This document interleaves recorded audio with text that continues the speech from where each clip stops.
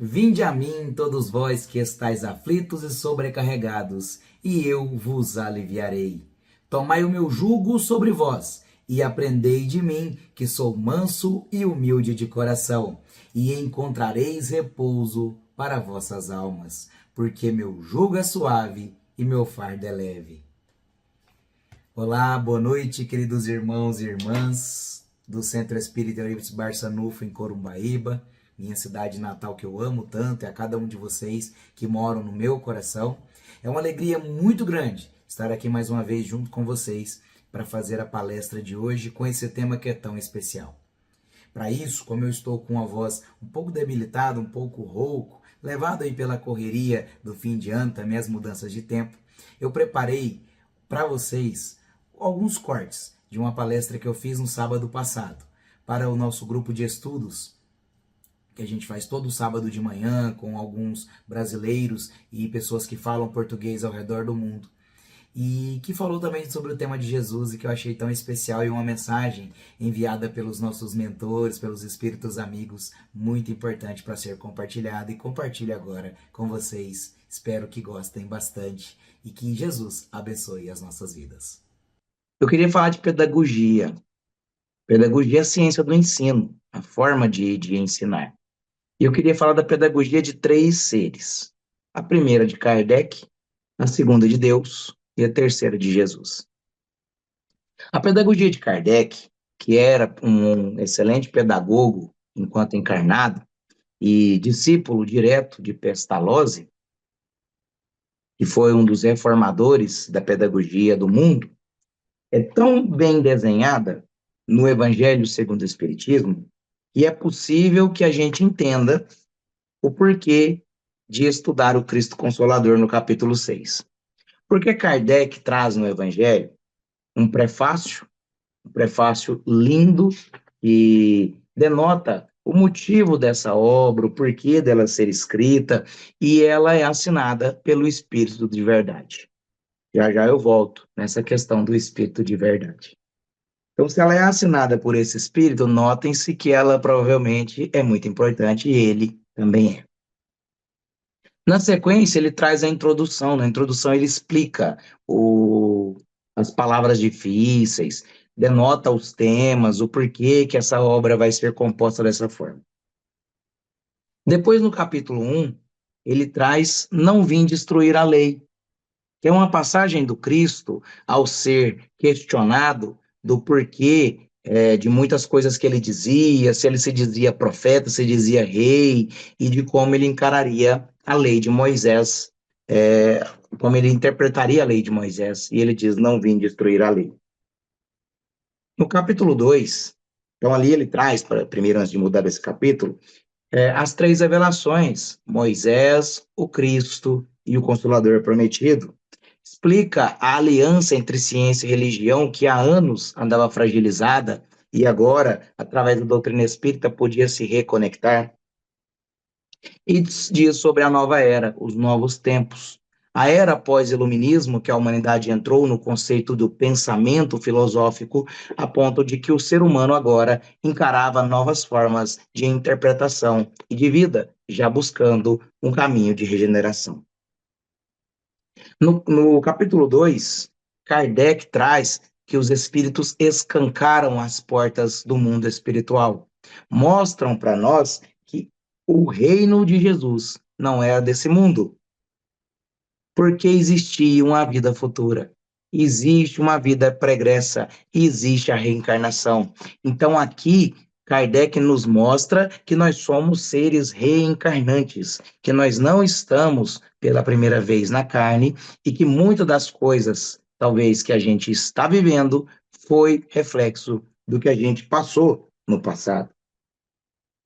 E aqui, quando ele traz que o meu reino não é deste mundo e escancara a reencarnação para nós, ele mostra quando Jesus disse que a realeza dele não era desse mundo. Então, sois rei, Jesus. O meu reino não é deste mundo. E Jesus mostra que a realeza dele é divina, é espiritual, e já já eu volto nesse tópico. Ele traz também que existe uma realeza terrena, que existe uma forma de que nós possamos nos apropriar aqui na terra do nosso reino e viver uma vida feliz e de ressignificação, para que a gente possa encontrar um lugar melhor na vida futura. No capítulo 3, aí Kardec escancara as vidas em vários lugares, pois ele diz que há muitas moradas na casa de meu pai. Mais uma fala do Cristo, provando que a vida existe em vários lugares e não só aqui. Então ele traz que existe diferentes estados da alma, que nós podemos estar em diferentes formas, diferentes maneiras e diferentes estados de progressão e evolução. Ele traz também que existem diversas maneiras e evoluções de mundos habitados. E existe também uma destinação da Terra, que a Terra não está vagando no nada, que ela tem um objetivo, que ela tem uma escala evolutória e um tempo de evolução. No capítulo 4, Kardec diz que ninguém poderá ver o reino de Deus se não nascer de novo, mais uma vez mostrando a importância da reencarnação, do porquê nós temos que morrer e renascer, progredir sempre, tal a lei. No capítulo 5, aí Kardec traz a nossa história. Ele conta o porquê estamos aqui. Ele conta o porquê sofremos, o porquê vivemos. O capítulo 5, Bem-aventurados os aflitos, que traz as causas anteriores, as causas atuais das aflições, mas traz também a justiça das aflições, o porquê que somos aflitos e o que é preciso fazer para deixar de ser aflitos e qual a justiça nas dores que sofremos. O porquê precisamos esquecer do passado para resignação e, por fim, os próprios motivos de resignação. E aí esse capítulo dói. Esse capítulo dói muito. Por algumas vezes durante hoje eu vou tomar uma aguinha, porque eu tô rouco, mas isso não vai impedir da gente fazer o estudo de hoje. Por algumas vezes, caiu a tampinha. Quando a gente estuda esse capítulo, ele dói no nosso coração. É difícil, muito difícil, porque nós percebemos que o motivo da nossa dor é nós, somos nós. Que tudo que a gente sofre é porque muitas das vezes nós infligimos no outro sofrimento. Muitas das vezes abdicamos da nossa vida por julgar que o caminho mais fácil seria o da partida. Por isso, nesse capítulo, Kardec dedica um espaço para o suicídio e para a loucura. É o capítulo maior do Evangelho segundo o Espiritismo. É o capítulo com mais temas. Tem 31 itens esse capítulo. Porque ele conta a nossa história. E é um capítulo que dói. Então, estrategicamente, porque isso aí são as bem-aventuranças, e as bem-aventuranças continuam no Evangelho. Depois vai vir bem-aventurados pelos pobres de espírito, os que têm puro coração, os mansos e pacíficos, mas Kardec interrompe as bem-aventuranças e traz no capítulo 6, na sequência, o capítulo mais bonito do Evangelho, segundo o Espiritismo. Não é não, Jefferson? O mais bonito é fora da caridade, não há salvação. O capítulo mais bonito é Seres Perfeitos, aonde Kardec e os Espíritos nos mostram que é possível evoluir e ser uma pessoa melhor. Eu discordo. O capítulo mais bonito do Evangelho, segundo o Espiritismo, é o Cristo Consolador. Porque o Cristo Consolador consola. E consolar não quer dizer tirar a dor. Consolar quer dizer dar sentido para a dor. Dar forças para que eu enfrente a dor.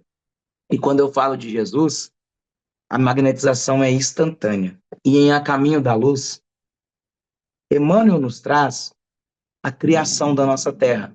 E a criação do nosso planeta Terra, que a ciência, pela datação de carbono, que é a forma de contar as eras e o tempo das coisas antigas, definiu que a nossa Terra tem mais de 4,6 bilhões de anos. É muito tempo. É muito tempo. Se a gente for parar para pensar, A gente já viveu bastante. A gente já viu muita coisa acontecer. Nós que nascemos antes do milênio virar, né, vivemos uma era sem computador, sem celular portátil, e a gente viu o celular sendo criado, viu o computador sendo criado, viu a internet sendo criada, e hoje nos falamos por dispositivos pequenininhos que carregam uma inteligência artificial já, que conversa sozinho, pensa sozinho, escreve sozinho, nos conecta sem a gente fazer grandes forças, facilidades que é a vida. Mas a Terra tem 4,6 bilhões, quase 4,6 bilhões de anos. Isso é muito tempo. E a essa época, espíritos de elevada estirpe aqui estavam reunidos para ajudar na criação, para plasmar com suas energias cada pó presente aqui na Terra. E assim também no universo. E um ser incumbiu-se por Deus de uma missão, de ser guia, governador e consolador desse planeta. Esse ser nós chamamos aqui na Terra, esse espírito crístico, nós chamamos aqui na Terra de Jesus. Então a gente para pensar que mais de 4 bilhões de anos no passado, Jesus já era um espírito evoluído. Para a gente colocar Jesus no mesmo patamar que a gente pode, porque ele foi criado do mesmo jeito que nós. Deus não cria seres perfeitos, ele cria seres para evolução. Ele cria seres para serem perfeitos e nos dá o livre-arbítrio para sermos. Só que aí é que a prateleira começa a distanciar, porque há 4 bilhões de anos no passado, Jesus já era perfeito, já era um ser crístico. E nós, 4 bilhões de anos depois, ainda estamos no planeta de provas e expiações. Então, muito provavelmente, o nosso espírito ainda precisa evoluir milênios ou bilênios para alcançar Jesus. Um dia, todos nós seremos anjos. Tem uma música aqui brasileira que fala isso. Mas para isso temos que trabalhar. A vida, aqui na Terra, a vida, o primeiro ser micro-organismo de vida, que você pensa que é uma célula, não é nem um homem, não é nem um animal, uma célula. O primeiro sinal de vida aqui na Terra chegou à Terra 1 bilhão de anos depois da criação. Então, mais de 3,6 bilhões de anos. E Jesus já estava aqui, guiando esse primeiro sinal de vida. Essa vida primitiva que iria rompendo as barreiras para alcançar o lugar que hoje nós temos. O homem, a raça humana, o Homo sapiens, que foi o nosso ancestral comum, porque a gente sabe que depois a gente foi tendo divisões de geografia, porque a Terra se dividiu, a Pangeia se tornou os continentes que temos hoje, e por isso que hoje tem uns com o olhinho puxadinho, outros mais branquinhos, outros mais escurinhos, uns vermelhos, outros que têm uma predisposição genética para serem mais fortes, outros mais magros, outros mais gordinhos, e não tem diferença, porque todos somos espíritos iguais. O que nos diferiu foi as condições geográficas de cada lugar. Nós só chegamos aqui na Terra há pouco mais de 300 mil anos. Então, se eu pegar a foto do planeta, aliás, o filme do planeta Terra, o ser humano é aquela cena pós-créditos que a Marvel nos ensinou a esperar as letrinhas subir para assistir.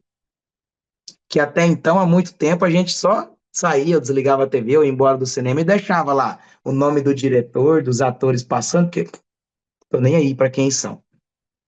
Aí veio a Marvel com seus heróis e ensinou a gente a esperar até o último segundo no cinema. A tela desliga e a gente ainda tá lá esperando. Vai ter alguma coisa depois. E o lanterneiro do cinema, vai embora. Na hora da próxima sessão, fala, não, certeza que tem uma coisa escondida aqui para eu ver. Essa coisa escondida para eu ver, somos nós aqui na Terra. O ser humano só está aqui há 300 mil anos, segundo a datação de carbono, o homem mais antigo que a ciência encontrou até hoje. Mas, Jefferson, que viagem que você fez, né? Para ensinar de Jesus. É porque eu disse que eu ia falar de 3 pedagogos. Eu falei de Jesus. Falei de Kardec, da pedagogia de Kardec. Agora eu estou falando da pedagogia de Deus. ainda não é de Jesus. Deus é tão pedagógico que nos criou simples e ignorantes. Não ignorantes no sentido de um ser rústico, de um ser que é mal-humorado, mas na ideia de um ser que precisava aprender, de um ser que não sabia nada, mas tinha o todo para aprender e evoluir. Só que se Deus nos criasse para evolução com uma escada definida, seria uma criação burra. Pensa que Deus é a inteligência suprema do universo. E se ele nos criasse já com tudo desenhadinho de como seria cada passo que a gente daria, para que ele faria essa criação? Por que fazer uma criação com um robozinho, onde tudo acontece na mais perfeita ordem? Deus é a inteligência suprema e não nos cabe até hoje saber dos seus desígnios. Então ele nos dá o livre-arbítrio para que possamos evoluir com as nossas próprias pernas. E tudo que a gente conquista por nós mesmos tem mais valor. Nós damos mais valor. Ainda assim, Deus não nos abandona.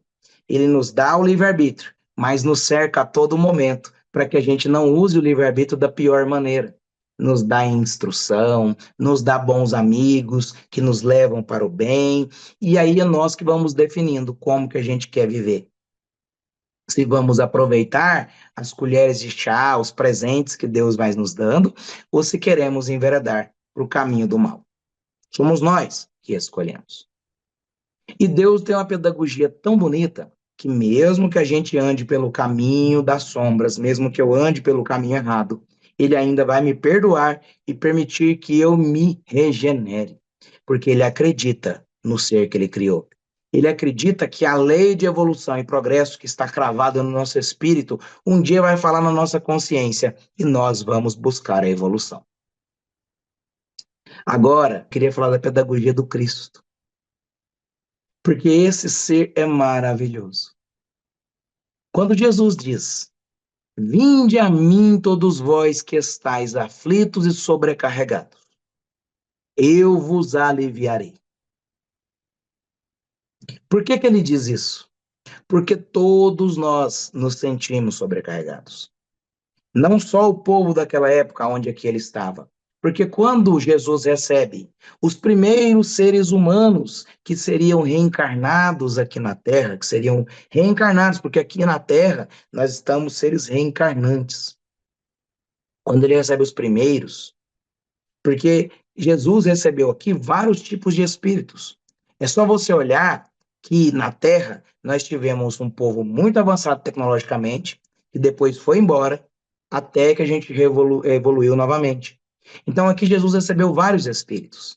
E muitos vieram aqui com missões, missões de guiar um caminho. É por isso que a gente teve, por exemplo, a raça egípcia, os maias, os astecas, os incas, seres avançados de tecnologia, de engenharia, de ciência, filosofia. Os gregos tão avançados na filosofia e no pensamento filosófico.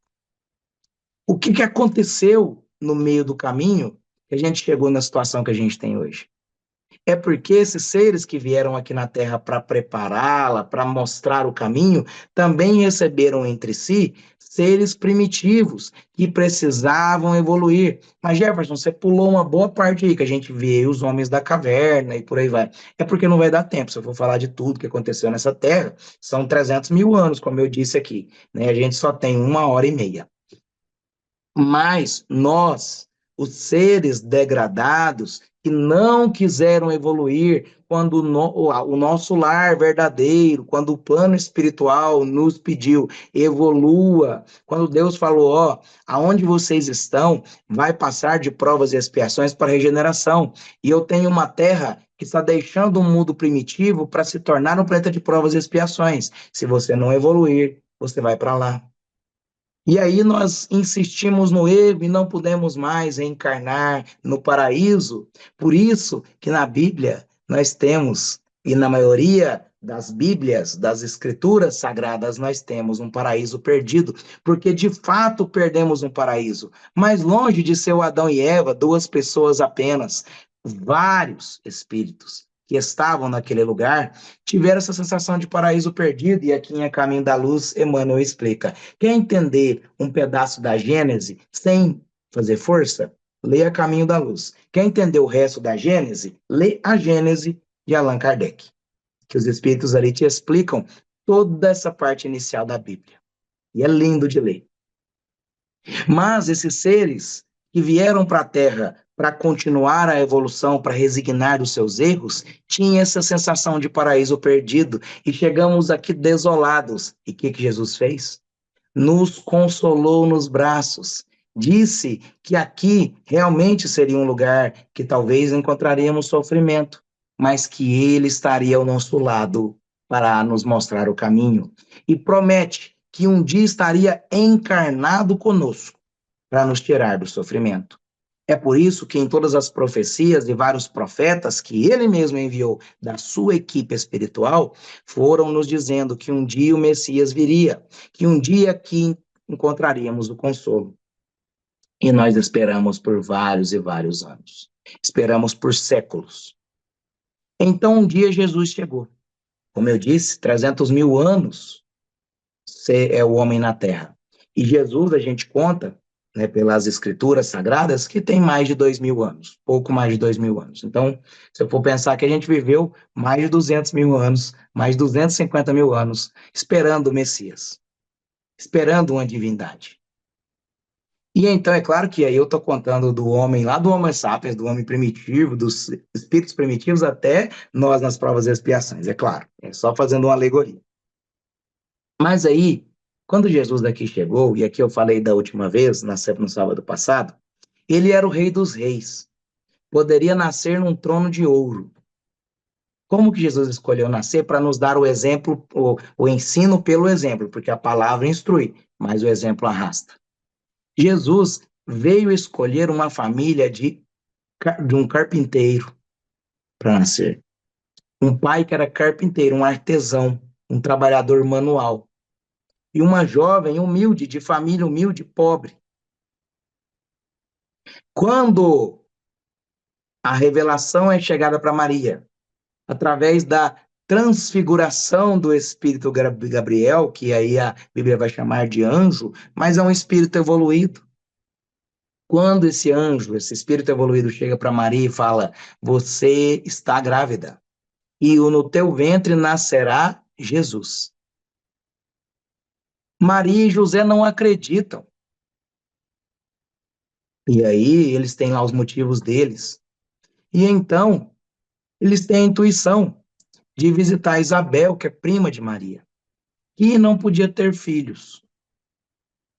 E aí chega lá, descobre que ela está grávida. Um milagre de Deus, porque um anjo também apareceu para ela e disse que ela também estaria grávida. Era ali já João Batista, que é primo de Jesus, e nasceria antes. E então, ao ver Maria, a prima já vai, toca a sua barriga e diz: Maria, bendito é o fruto do teu ventre. Porque o anjo já havia dito para a prima de Maria que ali nasceria o Messias. E aí Maria entende, porque a espiritualidade preparou e não era possível mais duvidar. E Jesus tem uma luz tão grande, e tão grande, que as profecias começou a ser cumprida e o rei da Galileia, temendo que um novo rei tomasse o lugar dele no trono, manda executar todos. Ali manda fazer um censo, ele queria que matasse os bebês, porque ele não queria um rei dos reis. E aí, naquele censo ali que ele foi fazer, né? E aí Jesus estava para nascer, e aí precisava saber o censo para poder cercar ali o rei dos, o Jesus, né? Que ali era preciso saber aonde nasceria o Messias, porque aí eu ia executar ele quando eu descobrisse que era de fato o Messias. José vai à sua terra natal para fazer o censo, para participar do censo, para responder à pesquisa, que antes não tinha como bater de porta em porta, era muito extenso, então cada um ia para a sua cidade natal para se recensear. E aí, quando José e Maria chegam, José vai batendo nas pousadas, nos lugares onde o pessoal alugava quartos, e não tem espaço. Não era por falta de dinheiro. Jesus não nasceu na estrebaria, no meio dos animais, por falta de dinheiro. Ele nasceu porque ele mesmo, o grupo espiritual que acompanha o Cristo, os espíritos superiores, prepararam o lugar exato do nascimento do Cristo para, mais uma vez, no exemplo, nos ensinar a humildade. Então, Jesus não nasceu no trono de ouro, mas nasceu no melhor trono que ele poderia ter. Na manjedoura, na simplicidade. Para você ter uma ideia, é contado na Bíblia que 3 reis foram visitar Jesus, guiados pela estrela. A estrela de Belém brilhou no céu e eles foram a caminho para encontrar o Cristo. Olha a importância do ser messiânico do nosso planeta. Jesus, que desde o nascimento deu exemplo, que pregou aos 12 anos na Páscoa para os estudiosos do templo, que viviam enfurnados no templo sagrado, estudando a Torá, os ensinos de Moisés, porque naquela época a maioria do povo era judeu. Jesus nasceu judeu. E aí, esse mesmo Cristo, que aos 12 anos foi ouvido na sua adolescência, na sua idade adulta partiu a pregar, cumprindo a sua missão, pregando e ensinando o amor, a resignação, a fé em Deus. Deus construindo a ideia que nós criamos lá de Abraão, quando para Abraão os espíritos proporam uma descendência numerosa, aonde todos os filhos da terra seriam filhos de Abraão, e por ele Deus seria lembrado e conhecido. Abraão que teve 2 filhos, mas desses 2, 12 tribos, e essas tribos, os povos primitivos ali dos cristãos, que hoje se dividem em xiitas, islamitas, israelitas, ismaelitas, que são os filhos de Abraão. Porque nós, seres humanos, não entendemos as mensagens, nós recebemos as mensagens e deturpamos. Então era para aquele povo ali ser o povo de Deus para depois receber Jesus. E hoje cada um reivindica para si o Deus maior e nós nos degladiamos em nome de Deus. E aí nós poderíamos aqui estar estudando uma doutrina antiga de mais de 200 anos e falando assim, está escrito num livro que Kardec quis escrever e está tudo bem. Mas através desses 3 espíritos que eu citei aqui, nós revivemos Jesus. Porque Jesus estava aqui quando chegamos há 300 mil anos. Não entendemos a sua mensagem, nos degladiamos e entregamos a nossa encarnação para o egoísmo. Jesus mandou vários profetas. Aqui tivemos Abraão, tivemos Moisés, tivemos Buda, tivemos vários profetas. E nós não entendemos a mensagem desses profetas. E a nossa natureza carnal, egoística, deturpou. Jesus veio em carne. E nós não entendemos e o crucificamos. Jesus, depois dele, mandou vários outros profetas. E ainda assim continuamos a não entender. Jesus mandou a doutrina espírita. E aí não entendemos ainda. Jesus mandou todas as outras religiões. E aí nos degladiamos ainda em nome de Deus. E aí Jesus mandou esses espíritos que eu acabei de citar. E ainda assim continuamos no caminho do erro. Jesus mandou aqui cada um de nós para o outro. Um para ajudar o outro. Para que nós estudássemos juntos. E ainda assim nós insistimos no meio da semana em desviar um pouquinho do caminho que a gente aprende aqui no sábado. Não é porque eu estou vigiando cada um aqui, a gente não se vê no meio da semana, é porque eu estou vivendo comigo mesmo. E nós somos seres imperfeitos e insistimos em evoluir, mas também insistimos em errar. Só que já encontramos o caminho, basta que coloquemos em prática. Esse Jesus, que é o pedagogo nosso, o nosso maior professor, o maior mestre que tivemos aqui na Terra, que por vezes insistimos em não ouvir. Porque se todo momento a gente parasse e pensasse o que Jesus diria e o que Jesus faria, dificilmente estaríamos vivendo as dores que a gente vive hoje. Quando eu escuto uma música, quem me faz lembrar lá do meu avô, que já desencarnou, porque por tantas vezes meu avô pegou o carrinho dele, era um Corcel 2 aqui no Brasil, um carro antigo, que tinha um toca-fitas. E ele nos buscava de manhãzinha, madrugadinha, e falava: hoje tem encontro Fraternata de Souza na cidade tal, e a gente vai. E aí ele colocava no toca-fitas. E aí ele colocava Padre Zezinho para a gente escutar. E eu não me esqueço de duas músicas. Uma se chama Um Certo Galileu, que diz que Jesus sabia as palavras corretas e ensinava pelo bem, e fazia o julgamento correto. E por isso nós, seres humanos, o condenamos e crucificamos. E aí, mais tarde, o padre Zezinho, depois de escrever essa música, e passado vários anos, ele diz que alguns amigos disseram para ele que na música dele ele mata Jesus e deixa crucificado. E a música termina. E era preciso que ele criasse um novo verso para a música, para não deixar Jesus morto. Porque as músicas dele reviviam Jesus e não matavam. E aí ele cria um verso onde Jesus vai voltar.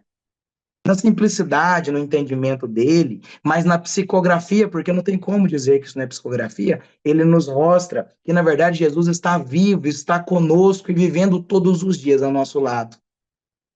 E aí uma outra música, que uma criança chega para ele conta, né, na música, perguntando o que era preciso para ser feliz. E aí ele fala, é preciso amar como Jesus amou, viver como Jesus viveu, sentir o que Jesus sentia, sorrir como Jesus sorria. E ao chegar ao fim do dia, eu sei que eu estaria muito mais feliz. É só o que a gente precisa, viver e reviver Jesus em nossas vidas, porque ele vive todos os dias do nosso lado. Nós é que nos afastamos dele. Jesus, que eu fico emocionadíssimo para falar dele, é nosso guia e modelo. A gente não pode nunca se afastar desse ideal de ter Jesus nas nossas vidas, de acreditar que não só ele é o nosso Salvador, mas que ele é o nosso professor.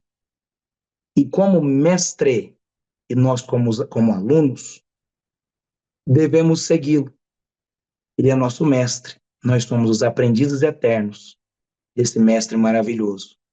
Se nós pudermos fazer 1% do que ele fez, porque ele mesmo disse, tendes fé do tamanho de um grãozinho de mostarda, e dirias para aquela montanha, vai daqui para ali, e ela iria. O meu muito obrigado a cada um de vocês pelo tempo, por me ouvirem e por estarem aqui. Que possamos, que Jesus nasça em nossas vidas, não só no Natal, mas todos os dias. Que possamos ter no Mestre o maior exemplo e nas nossas atitudes o reflexo de Jesus. Que sejamos mais responsáveis, que estejamos mais evoluídos moralmente para um 2025 de muita luz e paz. Espero estar aqui junto com vocês para mais um ano de estudos, podendo colaborar com vocês e vocês comigo, levando um pouquinho da palavra de Jesus e vocês trazendo para mim a luz que cada um aí emana dos corações. Muito grato por tudo e por todos. Um beijo no coração de cada um e até a próxima vez.